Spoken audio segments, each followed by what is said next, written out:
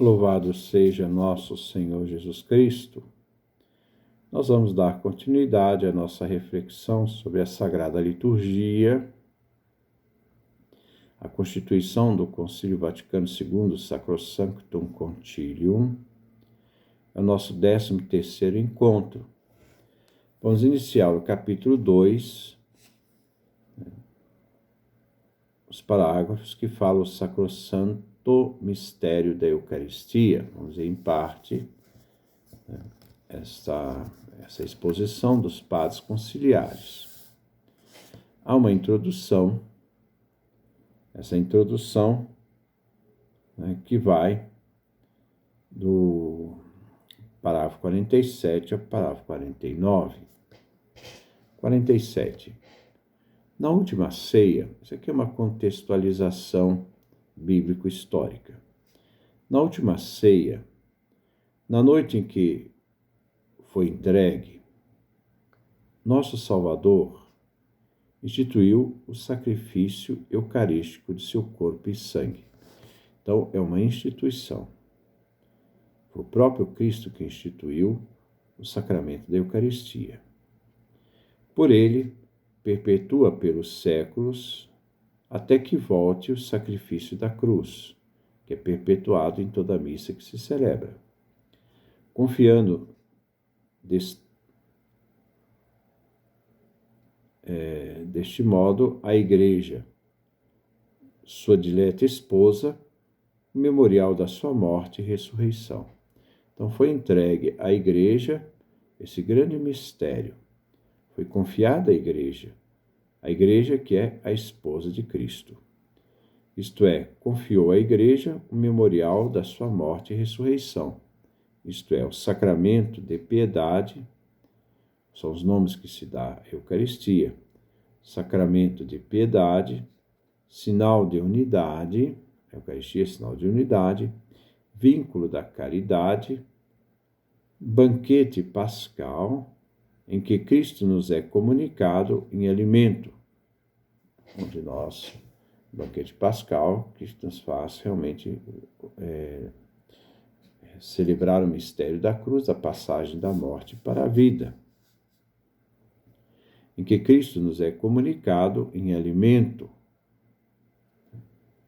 Isto é meu corpo, isto é meu sangue. O Espírito é repleto da graça e nos é dado o penhor da futura glória. A Eucaristia é fundamental para nós que caminhamos para a eternidade. É o alimento que já é portadora de salvação, porque ela sempre renova o mistério da cruz. Nós participando do mistério do sacrifício da cruz, toda vez que celebramos a Eucaristia. Parágrafo 48. Por isso a Igreja, com diligente solicitude, zela, ela cuida, para que os fiéis não assistam a este mistério da fé como estranhos ou espectadores mudos. A Assembleia é chamada a participar ativamente do mistério celebrado, mas cuida para que, bem penetrados pelas cerimônias e pelas orações, participem consciente, piedosa e ativamente da ação sagrada.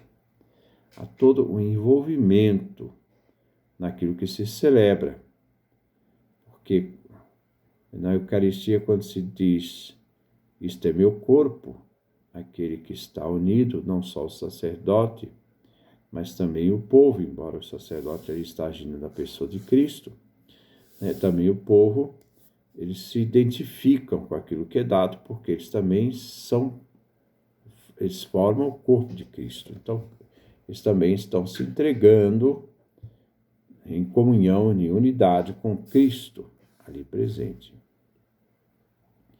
Então eles sejam instruídos, vamos voltar, e pelas orações participem consciente, piedosa e ativamente da ação sagrada. Sejam instruídos pela palavra de Deus, a liturgia da palavra, saciados pela mesa do corpo do Senhor, e deem graças a Deus. Prova graças a Deus, Eucaristel. Agradeçam. E aprendam a oferecer-se a si próprios, oferecendo a hóstia imaculada, não só pelas mãos do sacerdote, mas também juntamente com ele, e assim, tendo a Cristo como mediador, estejam inseridos no mistério que está sendo celebrado. Dia a dia, se aperfeiçoem na união com Deus e entre si. A Eucaristia gera a unidade daqueles que celebram, das pessoas de fé, que se unem para celebrar o corpo e sangue de Cristo, para que, finalmente, Deus seja tudo em todos. A Eucaristia gera a unidade da Igreja, a Igreja faz a Eucaristia. Parágrafo 49. Em vista disso, para que o sacrifício da missa alcance plena eficácia pastoral, também quanto à forma das cerimônias, o Sacrosanto Concílio, considerando as missas que se celebram com a assistência do povo, principalmente nos domingos e festas preceitos, determina o seguinte.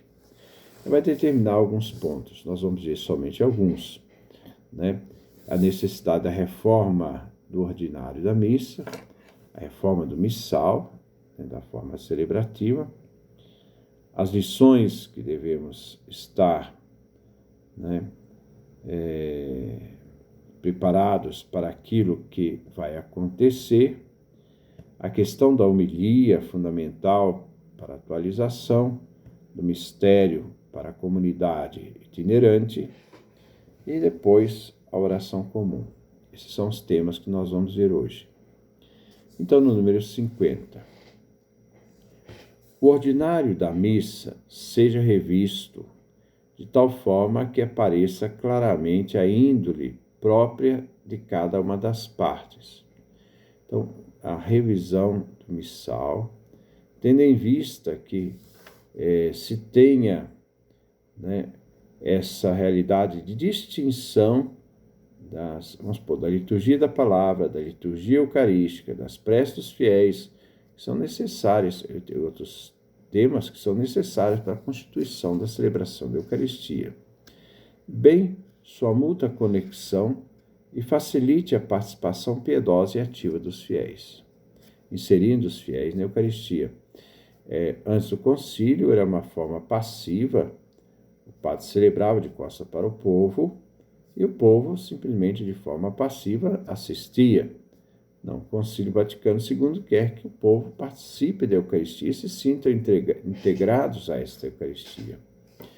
Por isso, as cerimônias sejam simplificadas, conservando cuidadosamente a substância, aquilo que é fundamental na celebração da Eucaristia. Omita-se tudo o que foi duplicado no decurso dos tempos, para fazer uma coisa mais simples, sempre centrado, mais simplicidade, mas não quer dizer uma coisa relaxada, não. Uma realidade onde se possa manter uma sobriedade naquilo que se celebra. Ou foi acrescentado sem verdadeira utilidade. Em troca, restaura-se, segundo a primitiva norma dos Santos Padres, alguns ritos que caíram em desuso, caso pareça oportuno ou necessário. Então, rever também a tradição e ver o que realmente se pode acrescentar, o que não se deve, o que se deve tirar. Mas é uma reforma do missal, uma reforma celebrativa da Igreja que deveria ser pensada no Concílio Vaticano II. Lições da missa. Com a finalidade de mais ricamente preparar a mesa da Palavra de Deus, então, a liturgia da palavra, para os fiéis, os tesouros bíblicos sejam mais largamente abertos. Então, o conhecimento da Sagrada Escritura seja dado à comunidade poder participar, de tal forma que, dentro de um ciclo de tempo estabelecido, se leia ao povo as partes mais importantes da Sagrada Escritura. Então, é toda essa divisão que foi feita da questão durante a semana, da liturgia com os textos bíblicos, o ano par, ano ímpar, com os textos e o evangelho é comum, o tempo comum. Aliás, nos anos par e ímpares, o evangelho sempre é comum, mas há uma mudança de um ano par para ímpar das leituras, não se repete, dando assim esse acesso à própria Sagrada Escritura. Ou então também dividindo o tempo litúrgico, ano A, ano B, ano C. Isso aí justamente para que as pessoas pudessem ter acesso à própria Escritura como um todo.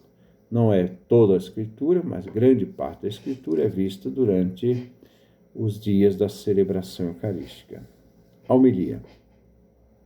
Recomenda-se vivamente, como parte da própria liturgia, se deve fazer a homilia é parte da liturgia, não se separa da liturgia.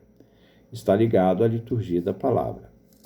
A homilia pela qual, no decurso do ano litúrgico, são expostos os mistérios da fé e as normas da vida cristã, a partir do texto sagrado.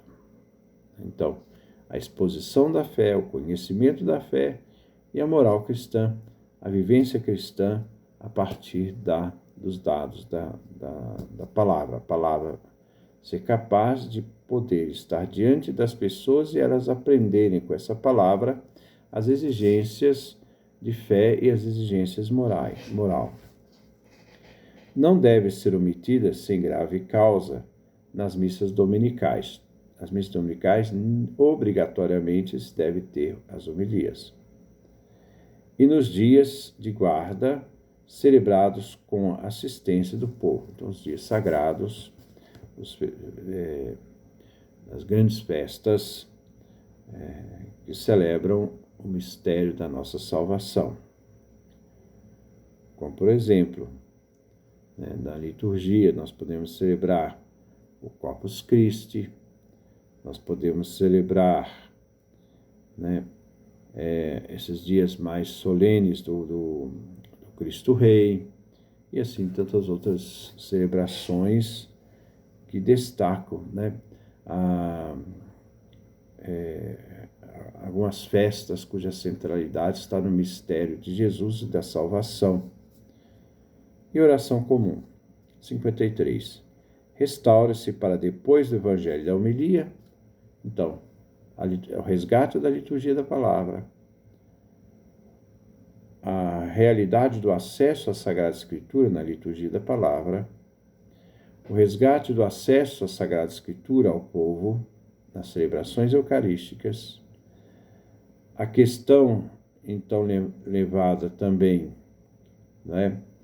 dentro dessa realidade, desses ciclos, para poder ter mais acesso à Escritura, como também se procure preparar e fazer uma boa homilia dentro do texto bíblico, claro que depois atualizado também para o contexto da convivência da comunidade.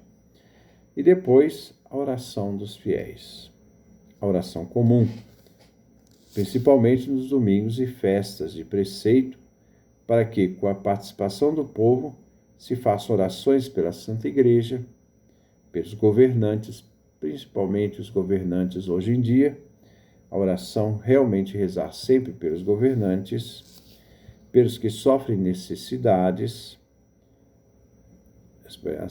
são as necessidades várias, por todos os homens e pelo bem-estar de todo mundo. Então, esse resgate da oração dos fiéis, das preces dos fiéis.